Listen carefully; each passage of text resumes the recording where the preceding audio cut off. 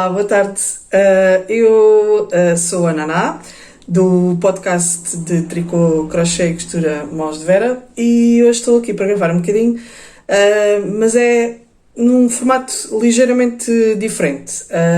Hoje vou só mostrar-vos a peça que fiz para a cadela, a Olivia, a camisola. Graças a Maria João do blog Pontinhos ao Vento, que é uma grande amiga minha, é que se lembrou dessa designação e é super apropriada, é uma camisola. E então eu ainda só consegui que a peça tivesse ficado seca ontem, durante a manhã, e então ainda não enviei para a Alexandra. E então ainda tenho a peça para vos mostrar. Já está lavada, já estiquei um bocadinho e agora estou em pulgas para saber. Portanto, aqui está ela. Estou em pulgas para saber se serve. Portanto, tem aqui a abertura para a cabeça. Perdão, aqui serão as patinhas, as patas grandes da Olivia. Vamos ver se cabem, não é? Aqui tem a outra. E depois aqui, portanto, isto ficará aqui a cabeça e assim, mais ou menos as patinhas e a cobertura depois aqui da zona da barriga e depois prolonguei para o lombo. Portanto, visto assim de lado, só aqui cá melhor para terem uma noção. Portanto, eu aqui, esta situação aqui é que eu não estou muito satisfeita a 100%. Vamos ver depois no próximo se sou capaz de fazer aqui uma ligeira correção nesta curva. Portanto, fiz canelado de 2x2 na gola, depois aqui o acabamento à volta segui a mesma coisa, 2x2, 5 carreiras de cinzento, 2 do azul e mais 5 de cinzento. Nas patas também segui mais ou menos a mesma coisa, sendo que aqui neste aqui, antes de rematar, em vez de fazer 5, fiz só 4, porque achei que depois ficava muito, muito grande. E pronto, e agora é esperar para ver se assenta que nem uma luva à Olivia.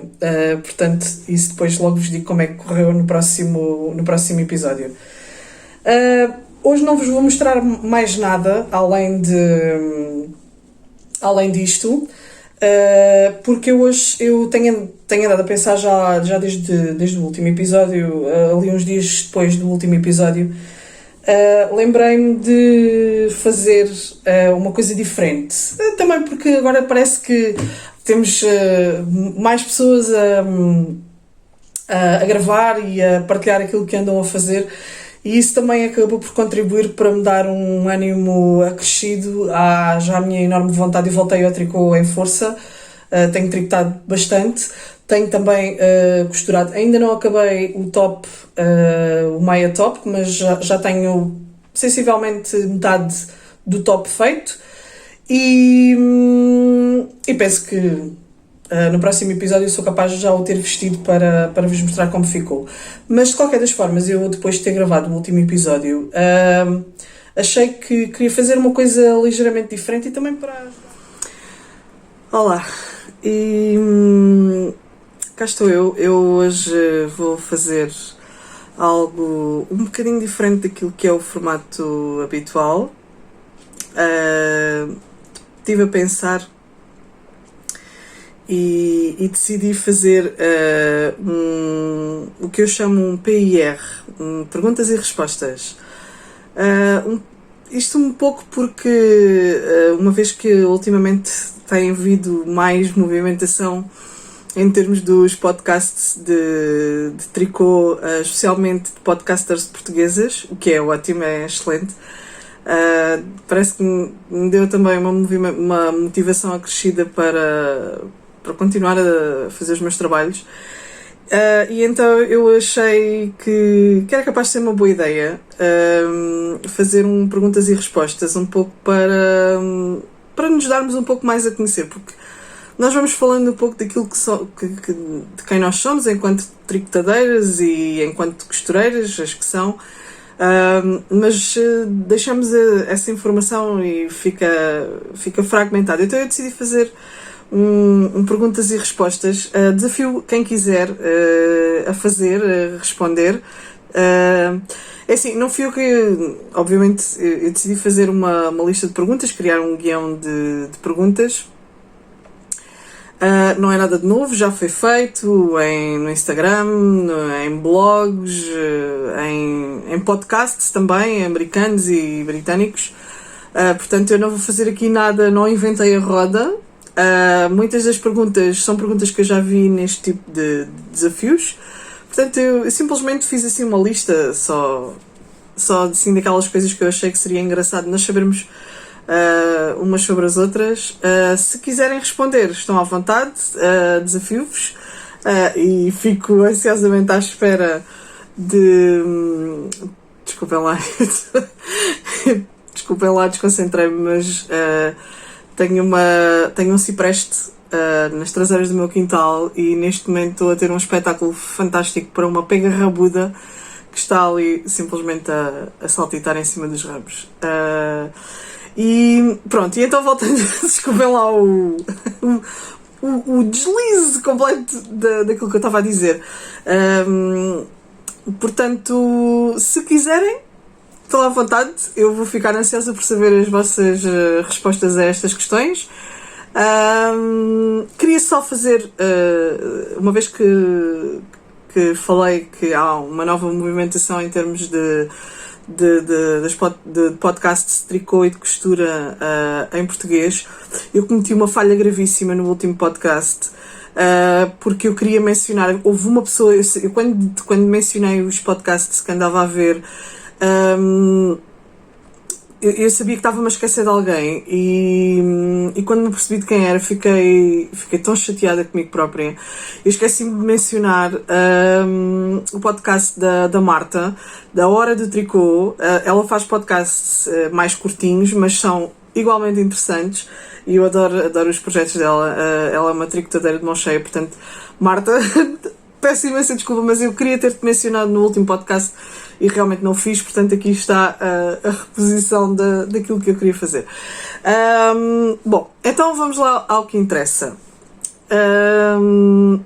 Eu vou primeiro responder às questões sobre tricô e depois vou responder às questões sobre costura. Portanto, primeira pergunta. Desculpem lá, eu tive que fazer anotações mesmo para as minhas respostas, porque senão eu ia me esquecer de metade das respostas e estar aqui tipo a pensar e a magicar não era propriamente interessante. Portanto, a primeira pergunta é a peça de tricô que eu mais gostei de tricotar. A peça que eu gostei mais de tricotar para mim foi o Shile, a Jujui, da Giorgi Locatelli. Foi uma experiência, é um Shile enorme, mas foi uma experiência muito, muito gratificante para mim. Não tem assim grande dificuldade, mas sim, deve ter sido assim a peça que eu tive mais prazer em tricotar. Em segundo lugar, aquela peça que quase que te fez desistir. A peça que quase me fez desistir foi o meu casaco, o Zeitgeist da Isabel Kramer. Ainda bem que não desisti. Porque na altura quando eu acabei fiquei assim um bocadinho desmoralizada, porque ele fica muito grande. Eu já falei nele penso que foi há 2 podcasts atrás, 2 episódios atrás. Atualmente é o meu casaco de andar por casa e eu sinto-me super confortável nele, especialmente quando está frio. Não, obviamente agora no verão. Agora no verão aquilo é de fugir, é tão quente, mas lembro-me que na altura foi uma experiência terrível por uma série de razões. O esquema é muito extenso, tem muitas instruções. as secções de pontos que formam a textura na barra das mangas e na barra da cintura. Não sei, tive dificuldade em memorizar. Depois, por causa disso, chegava ao fim das carreiras, é suposto ter uma determinada, um determinado número de malhas e não tinha, ou tinha que estar a aumentar uma, ou tinha que estar a tricotar duas juntas porque tinha uma a mais, e depois, aquilo nunca batia certo.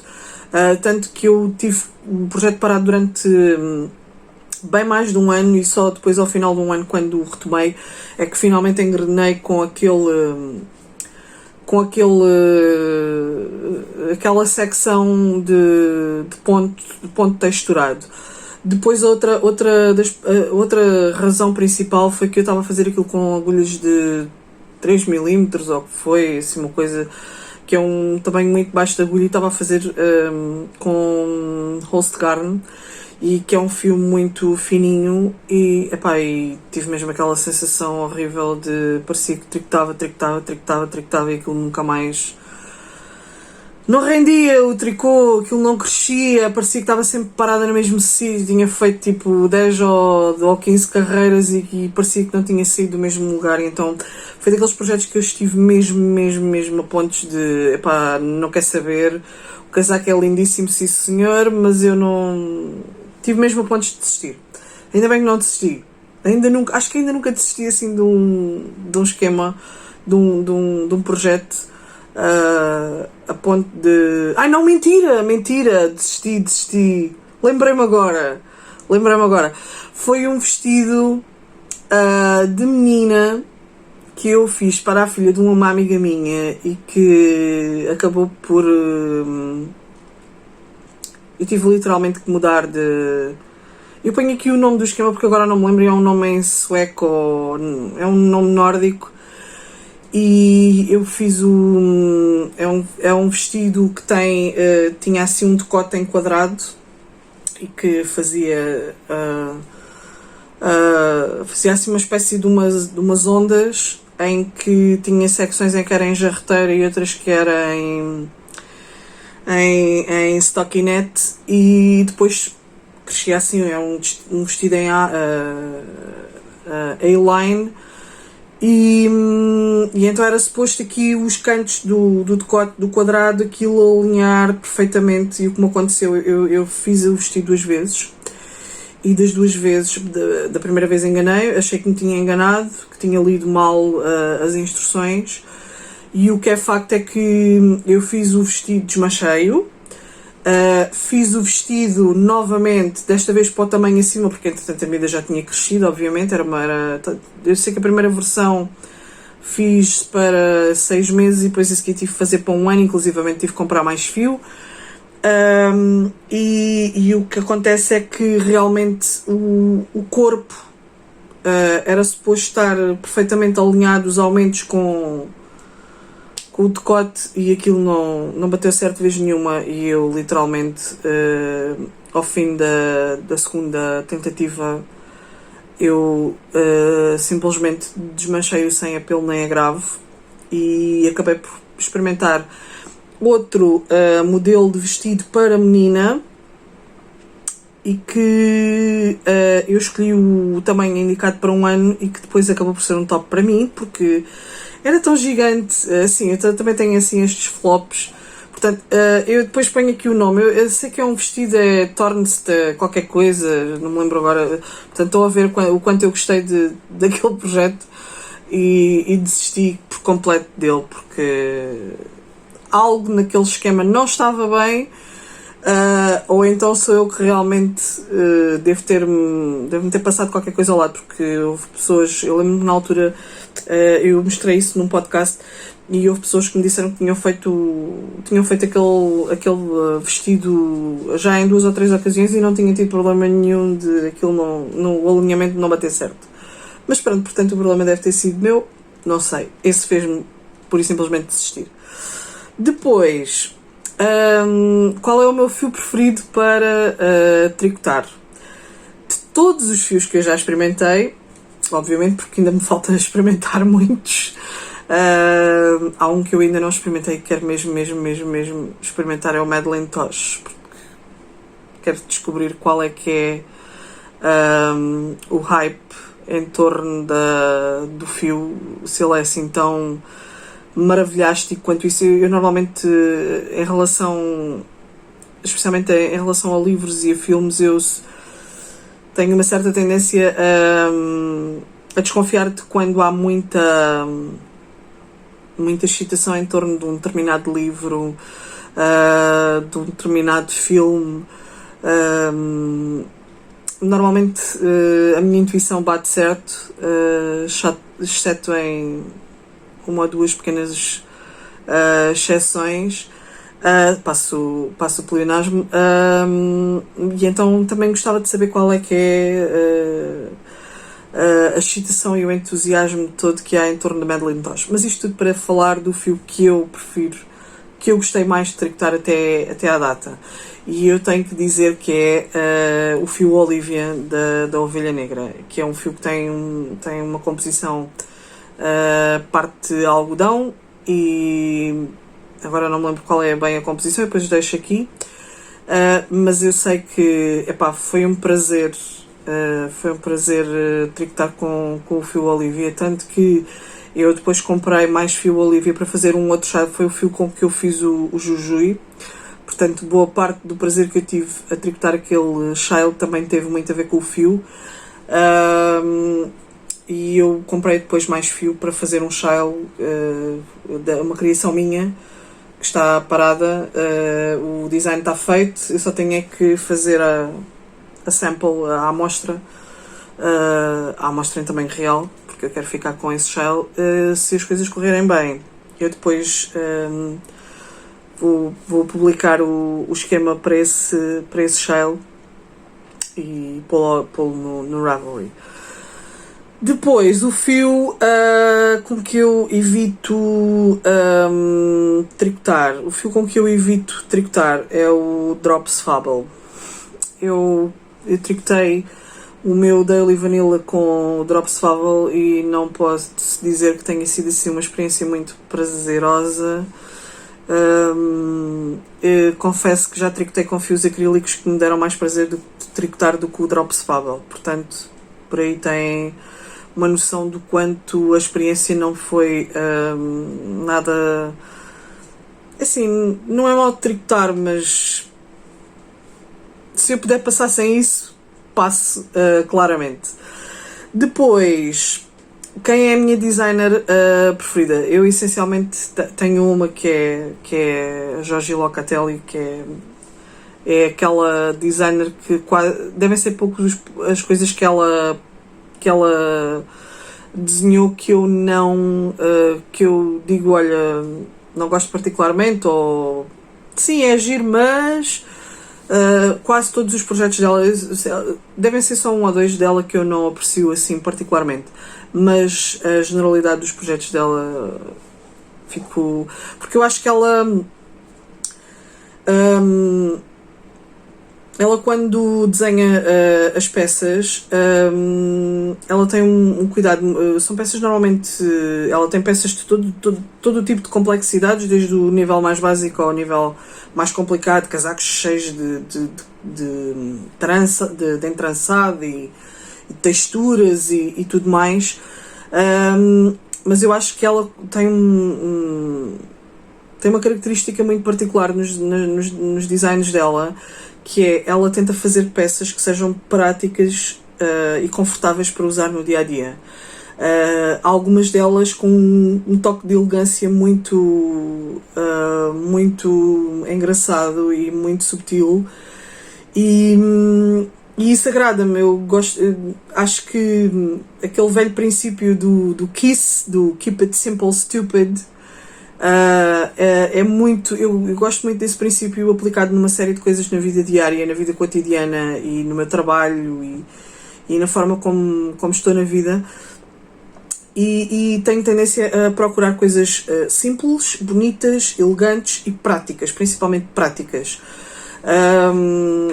Eu acho que se nós perdemos tempo a fazer uma peça de roupa para nós em tricô, é para nós nos sentirmos confortáveis nela, não para nos sentirmos presos ou outra coisa qualquer. Portanto, eu gosto imenso é a minha designer preferida, e logo em segundo lugar vem a Carrie Bostic Hogg, que tem, ela tem designs lindos de casacos.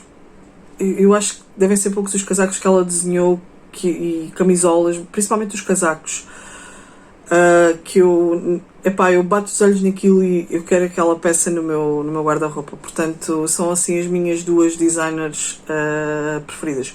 Curiosamente, eu tenho uma série de projetos na minha queue do Ravelry da Carrie Bostic Hogg, e só agora é que estou a planear fazer um dele de um casaco que ela desenhou. Portanto, não sei em termos daquilo que são as instruções, se são simples de seguir ou não. Portanto, vamos ver. Depois, a peça tricotada que eu uso mais a miúdo, e a peça que eu uso com mais frequência, especialmente no inverno, é aquela peça que eu vou sempre buscar, o meu Child da Giorgio Locatelli, desenhado pela Giorgio Locatelli, que é o Golden Sand, mas que eu fiz em azul e fiz com fio malabrigo, e que é super confortável e tem um design super simples. É um Child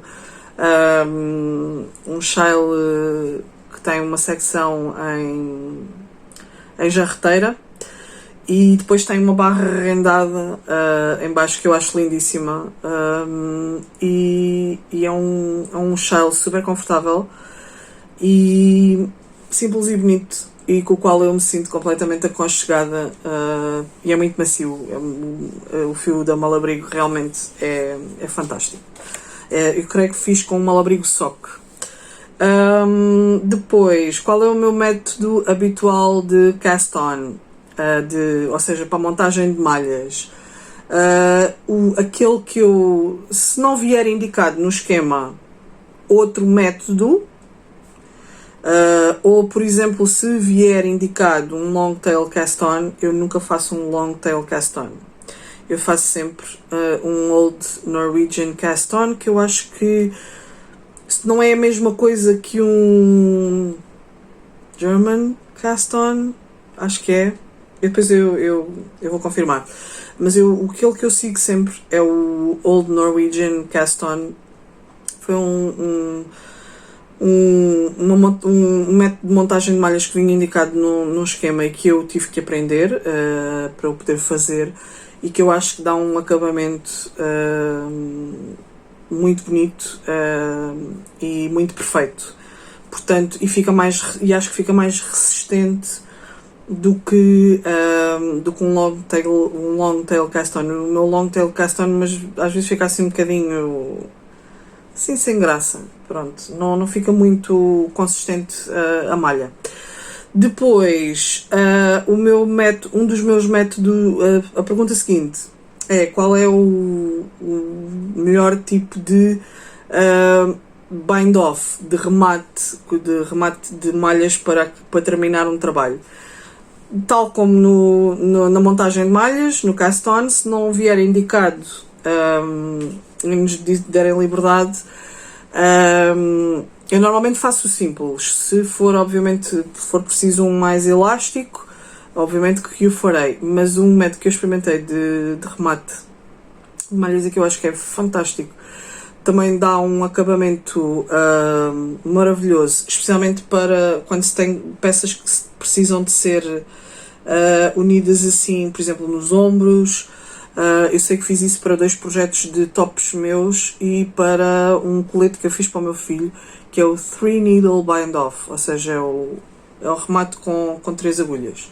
E fica, parece quase, replica quase o cerzir, em que é como se ficasse com uma espécie de uma costura invisível, porque ela praticamente não está lá. Portanto, é um método que eu gosto muito de utilizar, e pronto.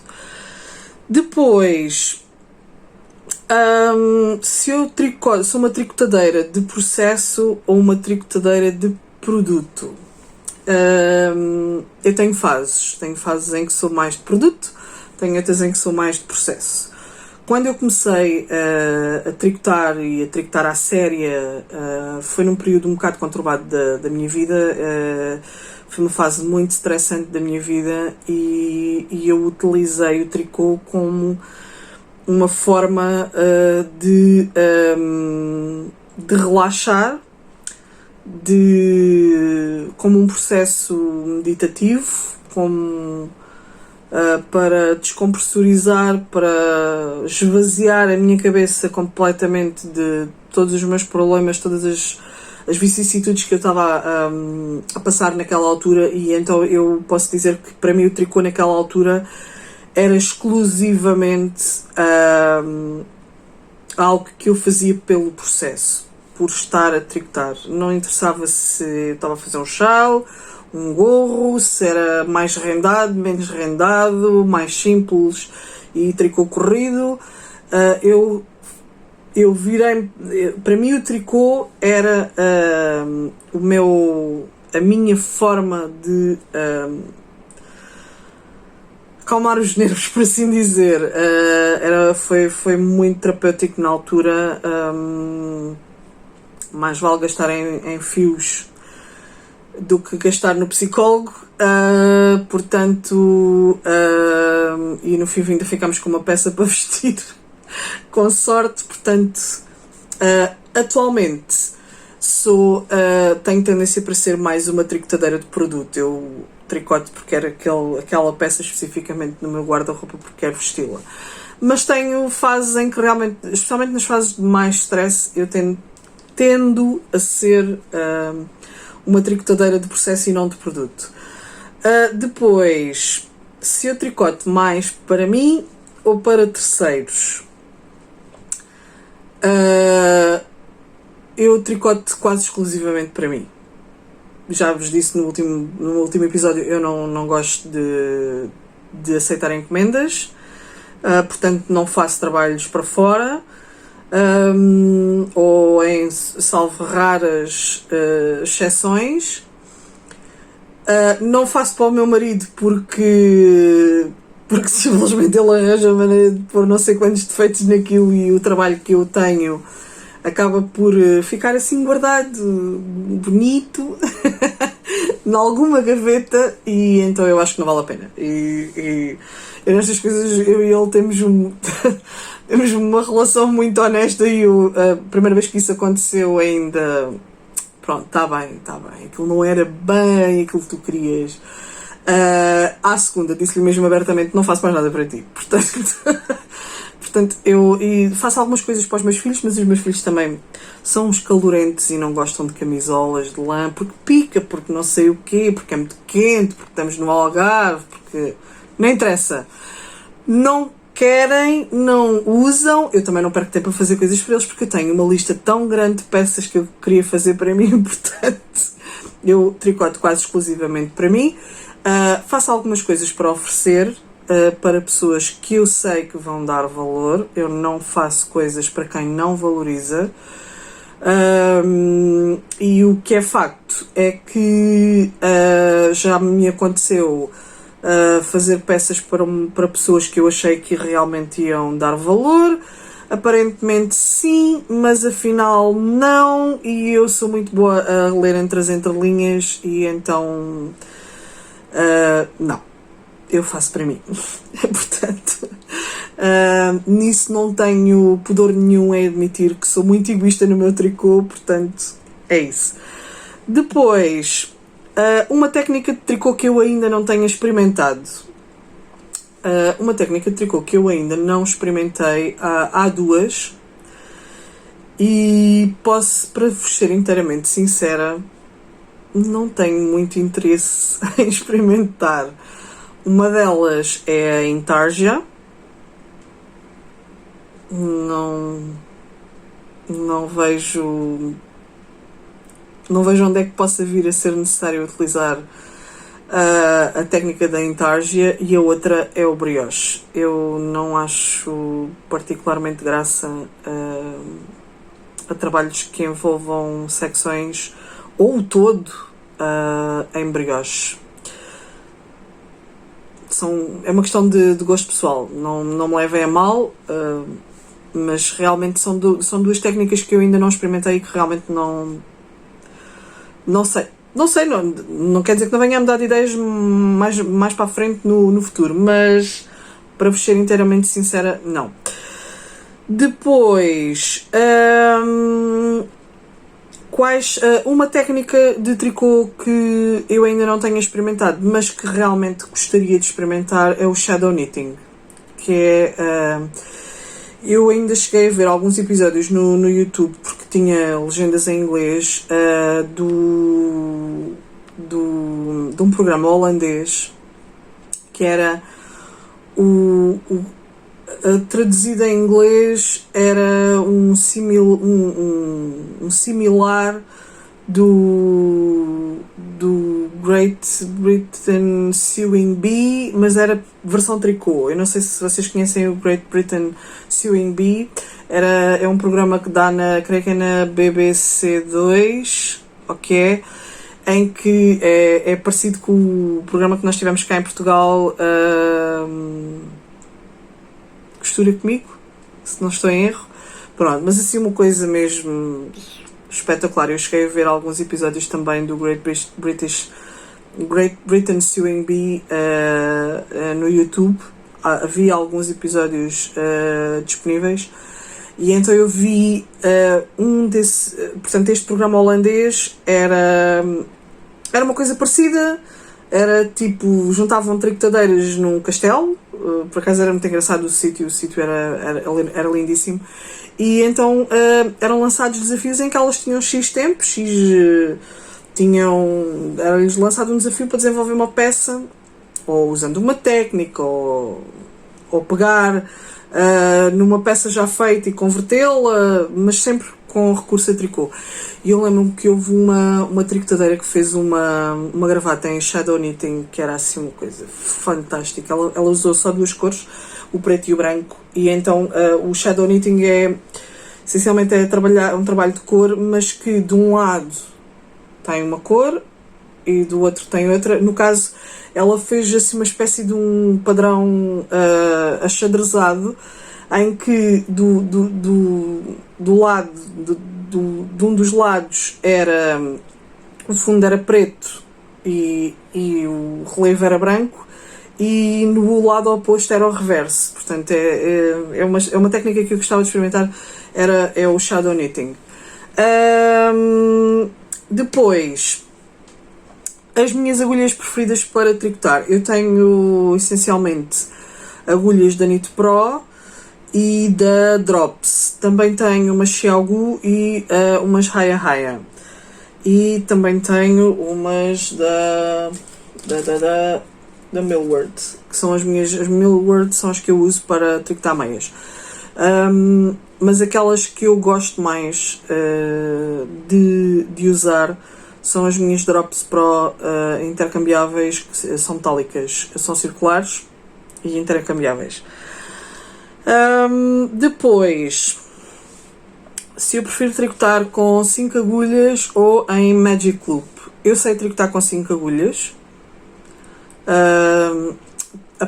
Desafiei-me a aprender para um projeto de um gorro que eu fiz o tal gorro que eu fiz para o meu marido, e que ele pôs 50 mil defeitos, e então eu fiz aquilo com 5 agulhas. Não desgosto, mas sinceramente prefiro mil vezes o Magic Loop, porque aquela cena de estar a arrumar as malhas de 10 para aqui, 15 para a outra, mais 20 para a outra, não tenho paciência para aquilo.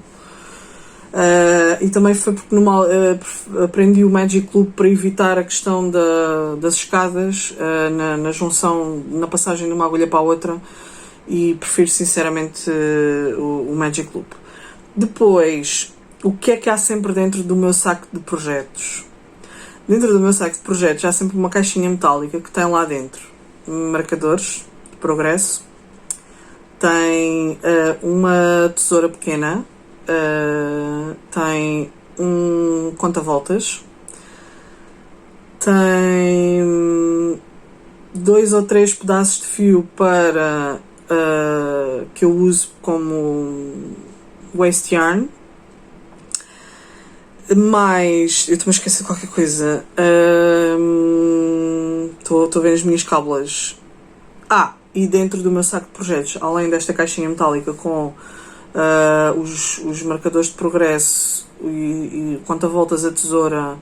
E tenho sempre uma agulha também, uma agulha de tapeçaria, e dentro do meu saco há sempre também uma agulha de crochê. Portanto, é o meu kit básico para ter dentro de um saco de projetos. Obviamente eu tenho vários sacos de projetos e normalmente eles estão mais ou menos no mesmo sítio, porque se eu precisar de recorrer àquele kit possa facilmente chegar-lhe.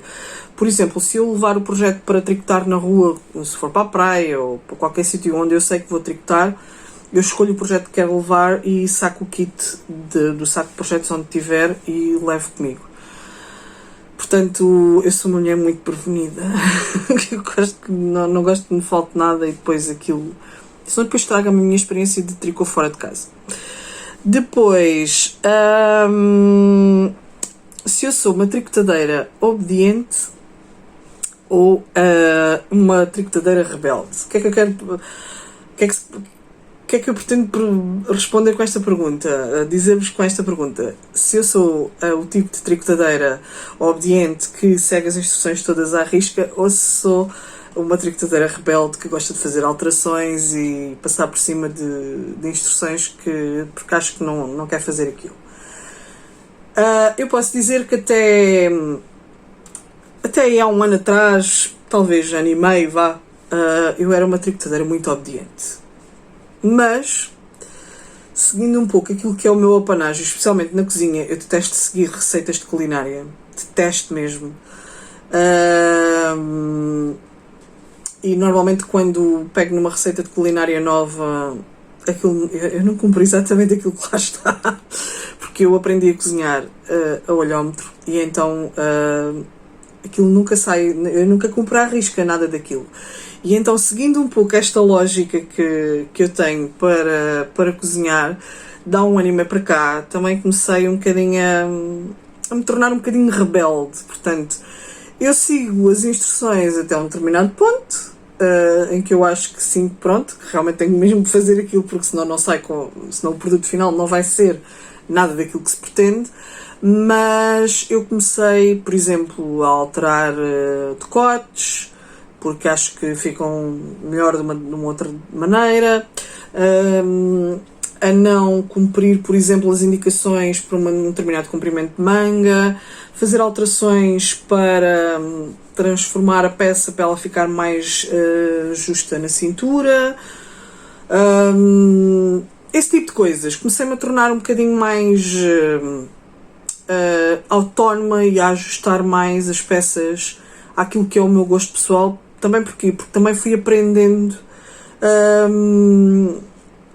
porque me sinto confiante, porque tenho conhecimentos suficientes para poder fazer de forma a que eu sei que vou obter o resultado que eu pretendo. Portanto, neste momento sou 50-50, portanto sigo as instruções, sim,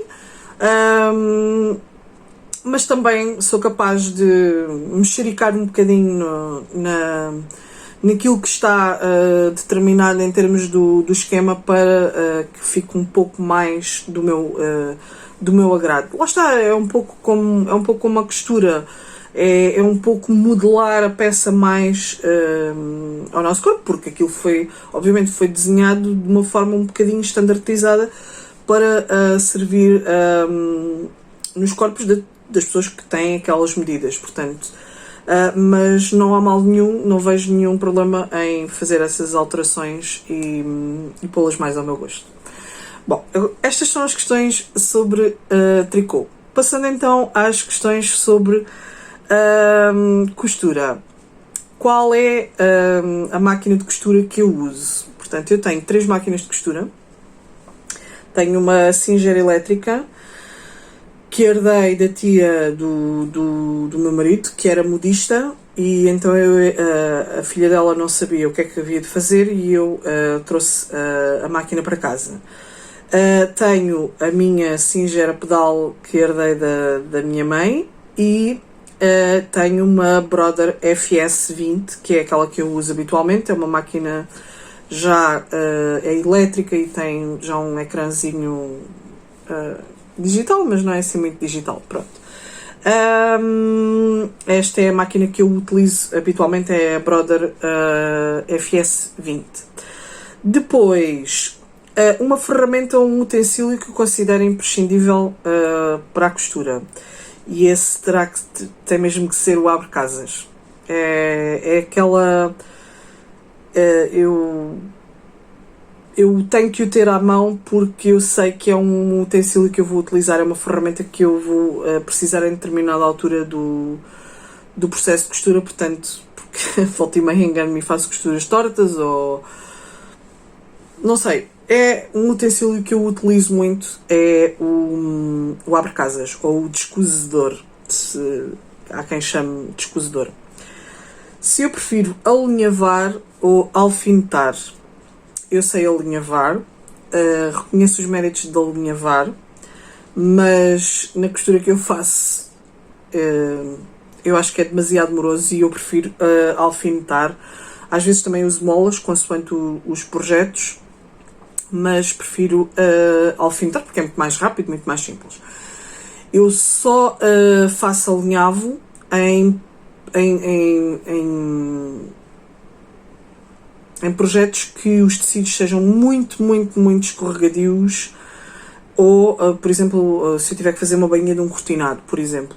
Lembro-me que os últimos cortinados que eu tive que fazer bainhas eu utilizei alinhavo porque não era execuível estar a alfinetar, aquilo obviamente era um bocado escorregadio e então não achei que aquilo ia ficar, a costura não ia ficar, a bainha não ia ficar 100% perfeita, portanto não quis correr esse risco e então utilizei o alinhavo. A minha mãe era fã absoluta de alinhavo, portanto eu não segui as passadas dela. Depois, se eu prefiro moldes em papel ou em PDF, eu prefiro moldes em PDF, porque é mais fácil imprimir e eu depois prefiro perder tempo a juntar as folhas todas do que estar a decalcar. Não tenho paciência para decalcar dos moldes já em papel e normalmente tenho aquela coisa irritante que acontece, por exemplo, também com as bulas dos medicamentos, que é quando nós abrimos aquilo vem tudo muito perfeitinho, muito embrulhadinho e com as dobrazinhas todas muito perfeitas, e nós abrimos aquilo e de repente quando queremos voltar a pôr aquilo tudo bonito e dobradinho e de volta no seu lugar, as dobras parece que de repente desapareceram e já não funcionam. E então eu detesto isso. É uma coisa que me irrita profundamente e eu evito um bocadinho moldes em papel. Portanto, PDF. Depois a pergunta seguinte: se eu prefiro giz de alfaiate ou marcadores. Eu tenho giz de alfaiate. A minha mãe usava uma coisa curiosa para marcar, que era os restos dos sabonetes e do sabão azul. A minha mãe usava isso para fazer marcações em tecido, porque depois obviamente aquilo ia à máquina e desaparecia. Eu tenho giz de alfaiate. Como não sou muito... não domino a técnica de utilizar, eu prefiro um marcador hidrossolúvel, que é, por acaso, este que está aqui. Portanto, isto... Só que eu curiosamente, certos tecidos, noto que isto borra um bocado. Portanto, também não é para todos os tecidos. Cheguei a ter aqueles lápis azuis de marcação, mas não gosto particularmente daquilo, porque, não sei, não me dei muito bem com aquilo. Depois, qual é a peça de costura da qual eu me orgulho mais? Eu diria que ainda não houve assim uma que eu dissesse: tcharam, é isto. Eu hei de lá chegar. há de haver uma que eu hei de dizer é esta, o meu maior orgulho. Mas para já, não. Tenho uma que chega muito próximo disso, que foi o sutiã que eu aprendi a fazer no workshop com a Susana, da marca Suco by Susana, e que foi um marco, foi uma curva de aprendizagem enorme, e eu orgulho-me muito dessa peça, e sei que vou fazer mais. Tirou-me, aprendi, foi uma curva de aprendizagem enorme e tirou-me uma série de ideias pré-concebidas que eu tinha sobre as minhas capacidades em termos de costura. Portanto, se eu conseguir costurar um sutiã, também consigo costurar outras coisas, certo? Depois, o meu maior desastre de costura, também não tenho um que diga assim que foi absolutamente desastroso.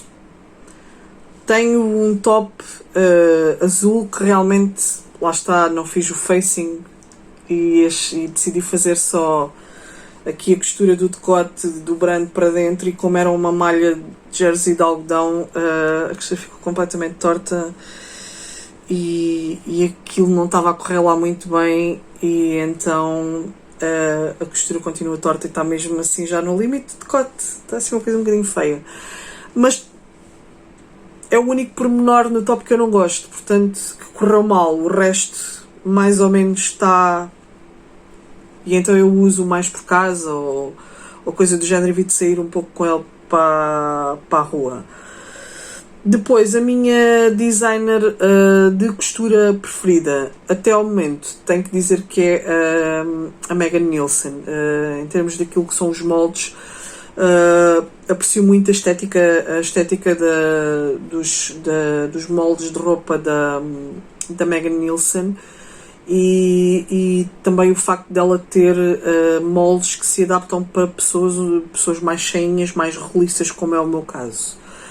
Eu estou a ficar com pouca luz, vou tentar gravar isto até ao fim, porque não queria deixar isto para depois.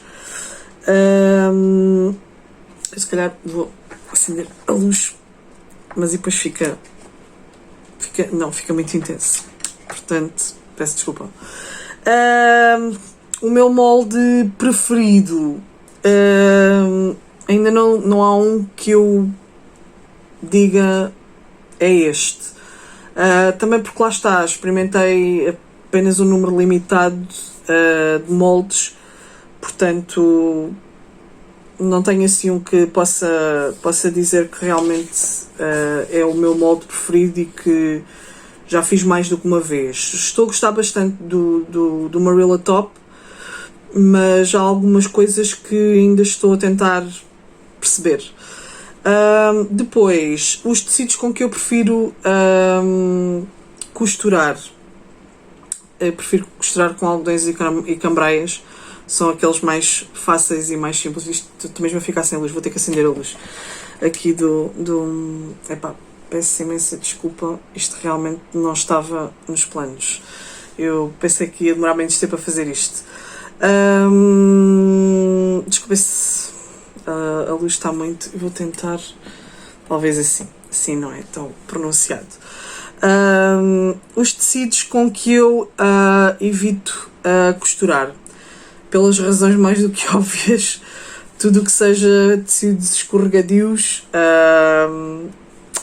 sedas, o rayon já não me põe assim tanto receio, porque eu fiz um top com um tecido desse material e não correu assim tão mal quanto isso, portanto, inclusivamente tenho ali mais dois pedaços de tecido para fazer exatamente aquele molde, que é o da Drape Top, porque tem assim um certo cair aqui à frente, tem um decote com bastante tecido, e como o primeiro correu bastante bem, e eu gosto do resultado final, portanto tenho ali mais dois que vou fazer, portanto já não ponho tantos entraves em costurar rayon, mas evito as gangas. A razão pela qual eu evito as gangas não é porque não é porque eu tenha dificuldade em costurar gangas, tem a ver com o facto de a minha máquina não ser muito boa para costurar gangas. Ela não é assim tão potente quanto isso, e eu noto que quando eu tenho que costurar camadas assim mais grossas ou várias camadas sobrepostas, ela empasta um bocadinho, engasga, e depois a costura fica feia, e então eu prefiro, evito única e exclusivamente por essa razão. Não é porque eu tenha qualquer problema em costurar gangas. Aliás, eu acho que a minha primeira grande aprendizagem em costura foi exatamente a fazer bainhas para calças de ganga, porque eu obviamente tenho 1,58 m de altura, e todas as calças de tamanho, mesmo quando eu vestia um 38, eu tinha sempre que tirar 10, 15 cm da altura às calças de... Esqueci-me de desligar o Wi-Fi, estou a receber notificações, vão ouvir este plim irritante. Peço desculpa por isso.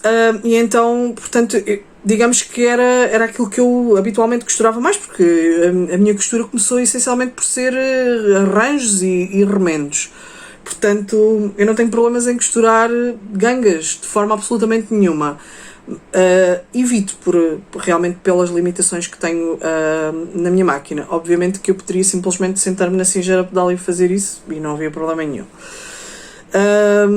Depois,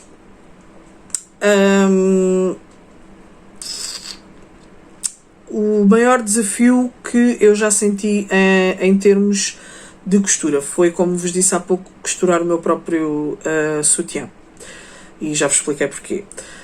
Porque envolvia costurar elásticos, envolvia costurar com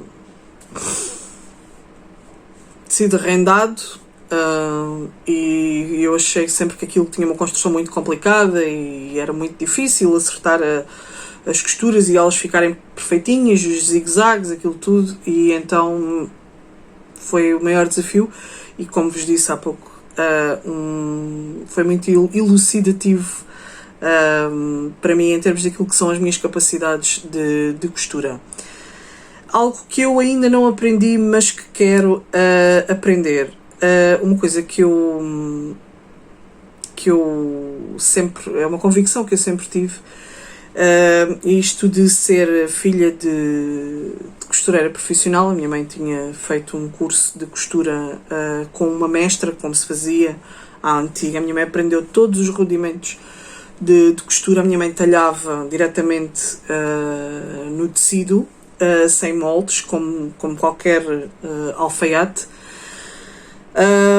E o facto de eu não ter aprendido tudo aquilo que ela sabia que eu deveria ter aprendido, e que deve ser quase exclusivamente o único arrependimento que tenho na vida, e então eu sempre tive esta convicção de que me falta uma série de bases, e porque há muita coisa que eu deveria saber sobre costura e não sei, e por não saber, isso tem-me tolhido um pouco a minha progressão enquanto costureira, enquanto pessoa que costura roupas para si própria, que sempre foi esse o meu intuito. Eu acho a costura criativa muito bonita, é muito útil, mas eu prefiro a costura e a confecção pura e dura. E por achar que me falta uma série de bases, eu defini como um objetivo que eu tenho na vida fazer um curso de modelagem. O problema é que realmente o Algarve é um deserto no que diz respeito a workshops, a cursos. Então nesta área então é literalmente um deserto. Mesmo a nível de formação profissional, cursos interessantes, é tudo Lisboa e Val do Tejo. Portanto, eu, se quiser fazer um curso de costura, uma coisa assim mais avançada, eu teria que ir a Lisboa. Portanto, e como obviamente isso encarece, ajuda a encarecer ainda mais essa aprendizagem, é uma coisa que eu vou ter que fazer quando me for possível. Só que eu não quero ficar refém desta falta de conhecimentos, porque eu quero costurar a roupa para mim, eu preciso de roupa, cada vez tenho mais dificuldade em encontrar roupa que me agrade nas lojas por uma série de razões, desde as questões, desde a estética, desde o ajuste ao meu corpo, todas as questões relacionadas com a sustentabilidade e a forma pouco humana como a maior parte da roupa de pronto a vestir é feita, portanto todas as questões ambientais, ou seja, eu cada vez tenho menos vontade de comprar roupa no pronto a vestir, portanto, e cada vez tenho mais tendência para querer ser eu a fazer a minha própria roupa. E também porque tenho, lá está, o facto de eu posso não ter todos os conhecimentos que eu gostaria de ter em termos daquilo que é a costura e a confecção de roupa, mas já tenho conhecimentos QB que me permitem eu estar na loja, e isto acontece mais frequentemente do que aquilo que eu desejaria, eu estar na loja e, gosto desta camisa, mas isto não é assim tão difícil, eu até era capaz de fazer isto. E acabo por pendurar o cabide de volta no expositor e acabo por sair da loja sem peça nenhuma de roupa, mas o que é facto é que eu continuo a precisar ou de uma camisa, porque tenho uma que se estragou e já não tem propriamente arranjo. Eu também sou muito fã de arranjos, cada vez mais, de reciclagens de roupa de umas coisas para as outras, mas o que é facto é que realmente tenho roupa que, porque deixou de me servir, porque obviamente eu cresci para os lados, e outra porque se estragou e está completamente estafada e já não tem salvação possível. Portanto,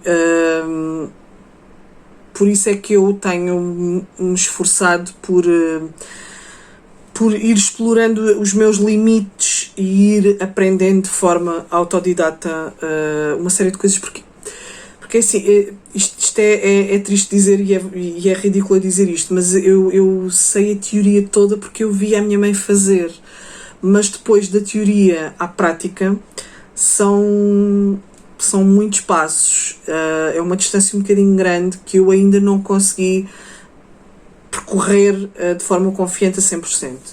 Portanto, estou a dar passos para isso, e realmente a costura é uma arte que requer prática. Portanto, não há outra forma de alcançar bons resultados sem ser dessa maneira. Mas sim, uma das coisas que eu quero fazer é um objetivo que eu tenho em termos de costura é fazer um curso de modelagem.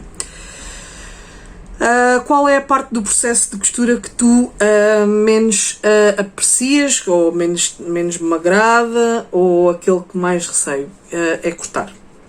É cortar, porque lá está, ainda não tenho aquela confiança a 100%, e realmente há muitos moldes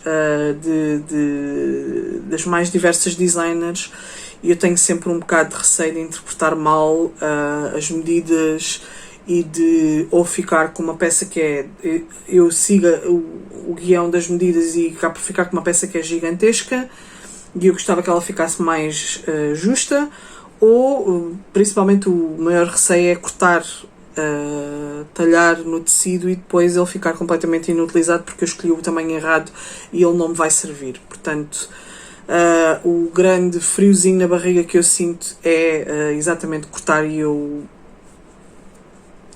mexe comigo. Depois,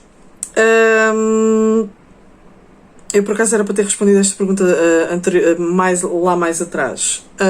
Se eu prefiro utilizar, para cortar, neste caso, se eu prefiro utilizar a tesoura ou o cortador.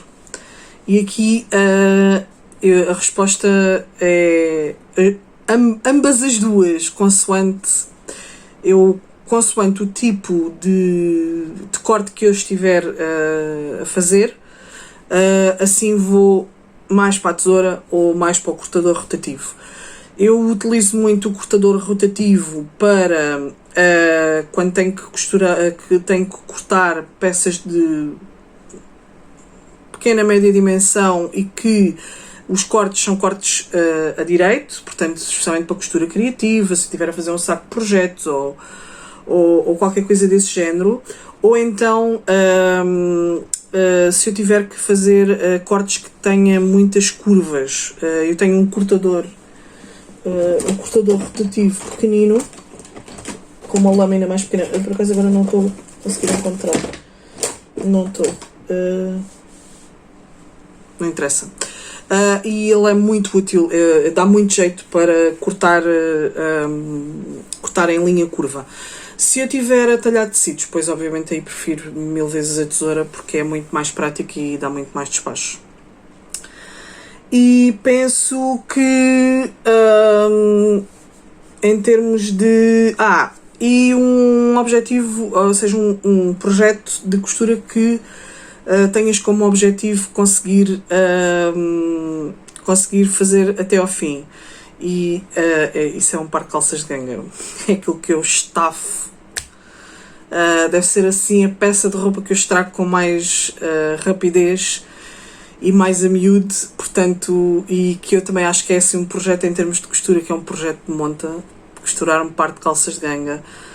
Mas têm saído uma série de moldes de calças de ganga e tenho visto depois executados e eu penso, mas se elas conseguiram, eu também vou conseguir.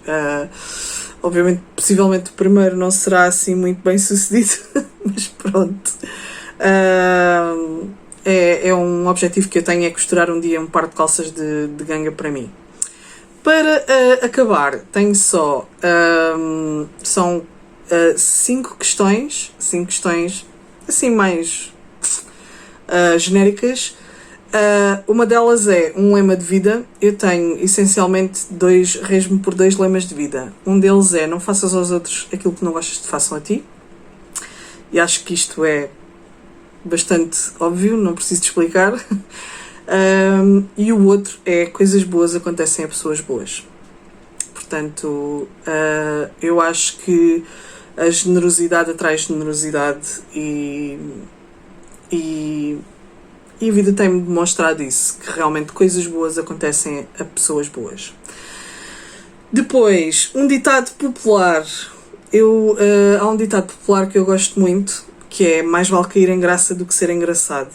E este também acho que é um bocadinho óbvio, portanto não me vou alongar com mais explicações. Otimista ou pessimista? Eu sou uma pessoa por natureza otimista.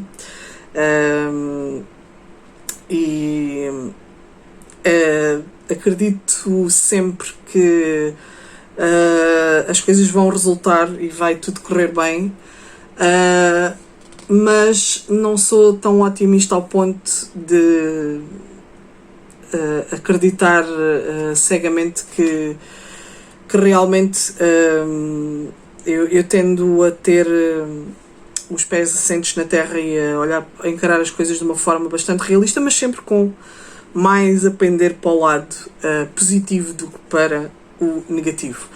E depois, um lugar inesquecível é a Praia da Rifana, no concelho de Algesur.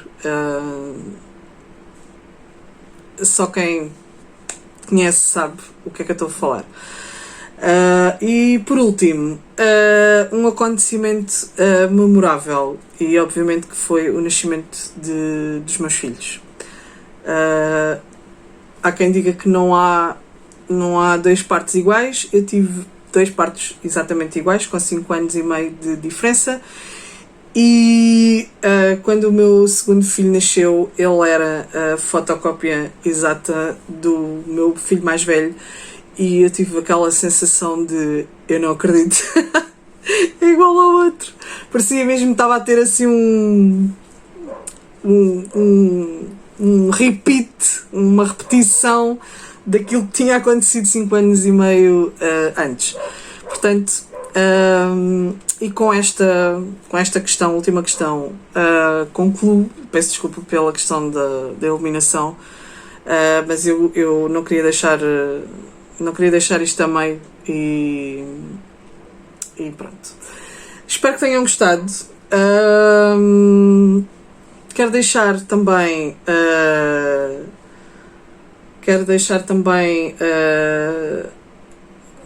no ar, se quiserem colocar mais alguma questão, fazer alguma pergunta que queiram que eu responda. Se eu achar que é demasiado pessoal ou outra coisa qualquer, eu depois explico porque é que não respondo, ou posso responder só diretamente à pessoa. Mas se quiserem saber mais alguma coisa, é deixarem nos comentários as perguntas que tenham curiosidade.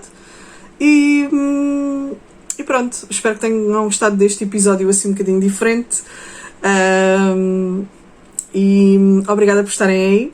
E fico à espera de ver as vossas respostas. Até à próxima!